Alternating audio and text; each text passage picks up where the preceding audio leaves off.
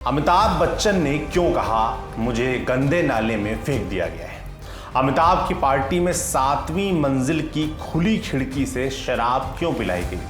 किस sound recordist ने अमिताभ बच्चन को डांटा और पागल तक कह दिया, और अमिताभ को चीन युद्ध के वक्त किस बात का मलाल था।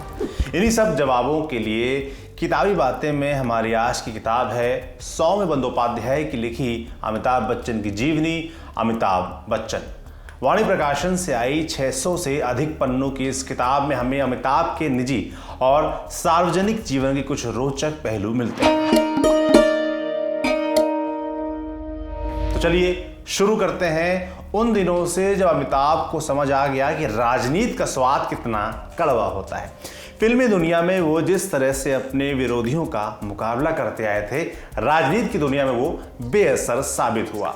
उन्हें इलाहाबाद से चुनाव लड़वाया जा रहा था। दिन ब दिन लगते आरोप प्रत्यारोप के बीच धैर्य खोकर आखिर अपने एक साक्षात्कार में उन्होंने कह दिया, बंगलौर से हवाई मार्ग से मुझे ले आकर राजनीति के गंदे नाले में डाल दिया गया है। इतना कहना था कि अमिताभ ने अपने विरोधियों को अपने खिलाफ एक मौका दे दिया। इस पर पहली प्रतिक्रिया वीपी सिंह के भाई संत बख्श सिंह की आई। उन्होंने पलटवार करते हुए कहा, अगर राजनीति गंदा नाला है तो आपको किसने यहां बुलाया था। इतना कहकर उन्होंने अपने परिचित नेताओं की दुखती रग पर हाथ रख दिया।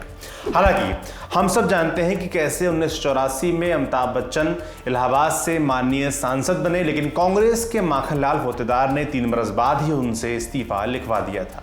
इसी तरह से एक दिन अमिताभ बच्चन ने इस किताब के लेखक सौम्य को कलकत्ता की पार्टी का किस्सा सुनाया। ये किस्सा कलकत्ता की पार्टियों से जुड़ा था। अमिताभ बच्चन के साथ उस वक्त वो मैसूर में गंगा जमुना सरस्वती की शूटिंग में व्यस्त थे। साथ में मिथुन बैठे हुए थे। शराब खाने के एक सेट पर शूटिंग होनी थी। वहां अमिताभ अचानक से एक किस्सा सुनाने लगे। कहा, शराब खाने में एक मेज पर बैठे बिना क्या मजा आता है। ये सुनकर मिथुन हंसने लगे।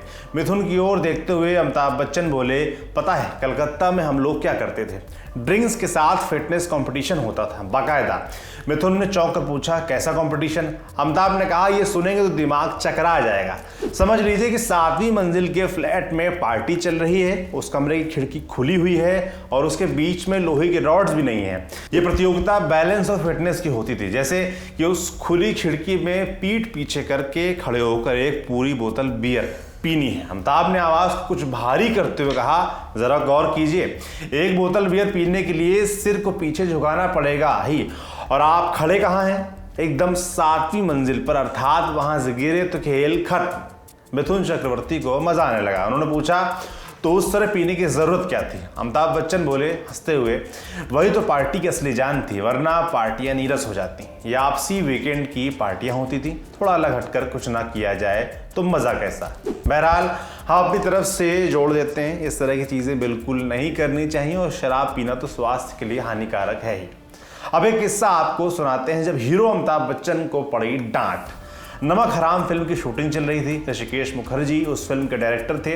अमिताभ और राजेश खन्ना की आपस में बहुत बनती नहीं थी। उस फिल्म में राजेश को अंत में मर जाना था। इससे अमिताभ को लगा कि ऋषिकेश राजेश खन्ना को ही महत्वपूर्ण बनाए रखना चाहते हैं, क्योंकि हिंदी फिल्मों में मरने वाले को दर्शकों की खूब सहानुभूति मिलती थी। अमिताभ अनमने हो गए। ये मनोभाव मंगेश देसाई की झाड़ खाकर बदला था। ऋषिकेश मुखर्जी ने कहा, मंगेश देसाई मेरे साउंड रिकॉर्डिस्ट थे। अमित की पिनपिनाहट और उसे उदास बैठे देखते देखते मंगेश खींच गए थे। एक दिन मंगेश ने बेहद नाराज होकर अमित को अपने पास बुलाया, फिर उसे खूब डांटा। कहा, क्या पागलों जैसा कर रहे हो, ऐसी मूर्खता भरा व्यवहार क्यों कर रहे हो।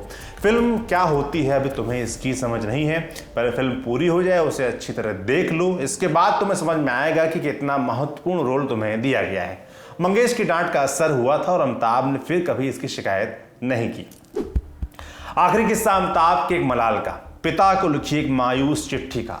साल 1962 में चीन के हमले की खबर सुनकर अमित को बड़ा धक्का लगा। वो उन दिनों कॉलेज में थे।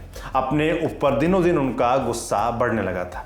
दरअसल अमिताभ को पहले आर्मी में भर्ती होना था। उन्हें अफसोस होता क्योंकि उन्होंने उस ख्वाब को पूरा नहीं किया था। उन्हें कर्नल हबीबुल्लाह का चेहरा याद आता, उनके चेहरे पर कितना गर्व रहता था देश के सिपाही होने का। उनकी बात मानकर अगर वो खड़गवासला में एनडीए में भर्ती हो जाते तो आज उन्हें इतना अफसोस ना हुआ था। उन्होंने लगभग क्षमा मांगते हुए अपने पिता से कहा था, गलती हो गई डैड, आर्मी में ही शायद मैं बेहतर कर सकता था। बच्चन जी उदासी से मुस्कुराए। बहुत देर हो चुकी थी, बेटे ने बड़ी देर कर दी थी। गहरी सांस लेकर वो बोले, अमित अब अफसोस करने से कोई फायदा नहीं है।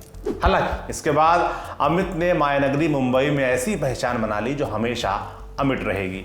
किताबी बातें कि आज के एपिसोड में फिलहाल इतना ही। इसे लिखा था हमारे साथी दीपक ने। आप देखते रहिए दी ललन टॉप। शुक्रिया।